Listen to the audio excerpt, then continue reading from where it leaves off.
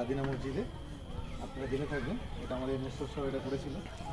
তো আমরা অনেক পড়েছি, আজকে নিজে চোখে দেখছি। এই আপনারা দেখছেন স্টোনগুলো যে ইউজ করেছে, একদম ব্যাসেল জাতীয় শিলা, এই ধরনের শিলাগুলো দেখা যাবে।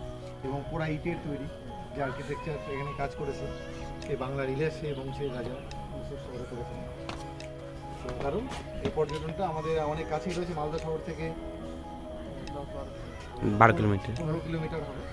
আপনারা এখানে দেখে যাবেন, আমার খুব ভালো লাগছে। চলুন দেখে।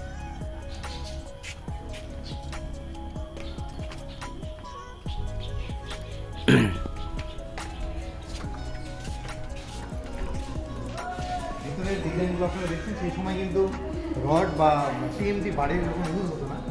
সেই পোড়া মাটিকে পুড়িয়ে এইভাবে বিভিন্ন ডিজাইনের যে পুরনো আর্কিটেক্ট, সেই এই যে আর্কিটেকচারটা আপনারা দেখছেন এখানে আমাদের ইন্দো ইরান এবং আমাদের ভারতীয় আর্কিটেকচারের মিশ্রণে কিন্তু এটাকে তৈরি করা হয়েছে। এত পুরনো আমলে এত সুন্দর ডিজাইন এবং এত মজবুত আর্কিটেকচার যে হয়েছিল, কারণ বাংলার ইলেকশন বংশে এটা যথেষ্ট নিদর্শন। দেখুন ভিতরে গম্বুজ রয়েছে, গম্বুজ।